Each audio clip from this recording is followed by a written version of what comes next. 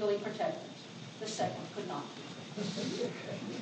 Plaintiffs' practices at these grades were low because Protestantism, Catholicism, and Judaism, and he spoke of them as whole entities, do not have text-based rules interpreted by male authorities requiring their adherents to place vertical memorials on graves.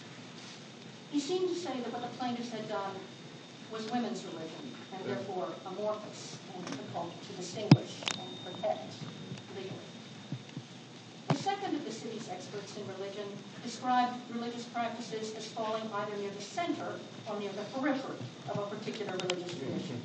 Those near the center should be protected, while those at the edge should not be. What the plaintiffs had done, he said, fell near the edge. So what the plaintiffs had done, both of these experts implied, was not real religion.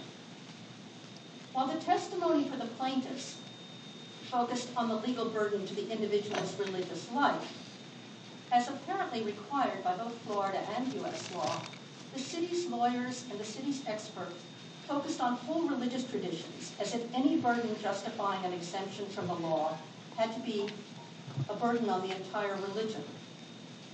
And this difference meant that plaintiffs were expected, in some sense, to be orthodox representatives of their religious communities. One of the most disturbing periods of the trial was the cross-examination of the plaintiffs by the city's lawyers. So if you claim, as I said, that your religious freedom has been infringed, you must, of course, prove that you are religious. So the plaintiffs were asked whether and how often they prayed, and went to church or synagogue, and they were catechized concerning their knowledge of Scripture and religious law, and whether they had consulted with religious authorities before building the memorials. Mostly the plaintiffs were puzzled by these questions. Sometimes they clearly felt harassed. They did not need to look in books or talk to priests or ministers or rabbis to know how to bury their relatives in a holy way. When one of the Jewish plaintiffs said that he did not belong to a synagogue, the city's lawyer implied that he was not a good Jew, and by implication then, not entitled to the law's protection. The Boca Raton plaintiffs lost their case. Judge Reiskamp, the trial court judge in this case, devised his own test to determine when a religious practice falls under legal protection. He said that in order for a religious practice to qualify for protection, it must, as he said, reflect some tenet, practice, or custom of a larger system of religious beliefs.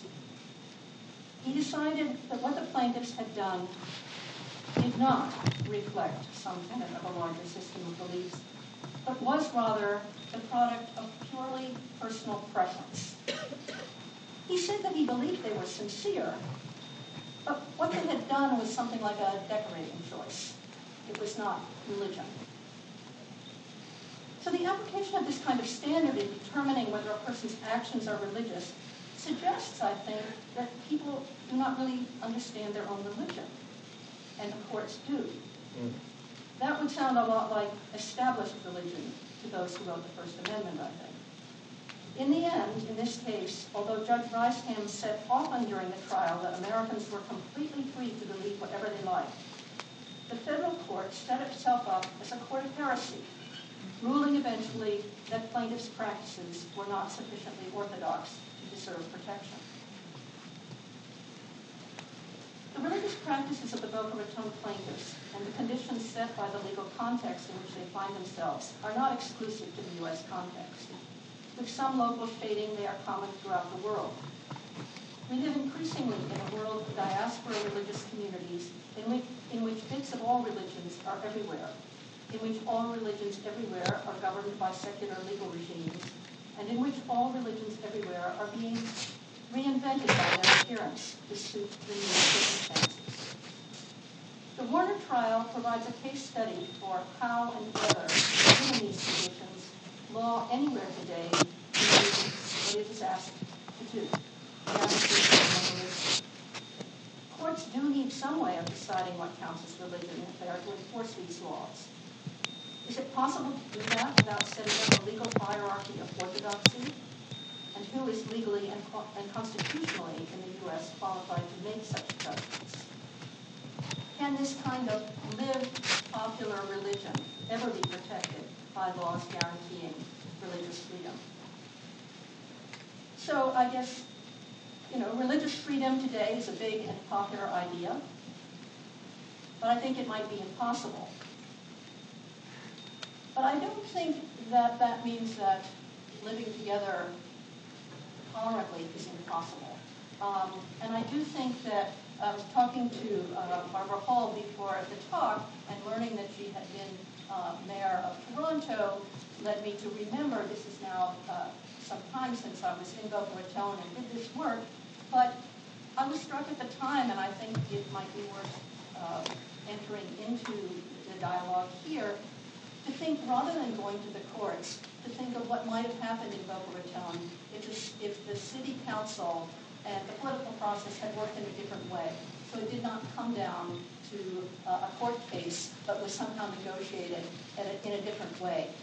That somehow the acknowledgement of these plaintiffs and their practices at this cemetery might have been possible through some other process other than litigation. So thank you very much.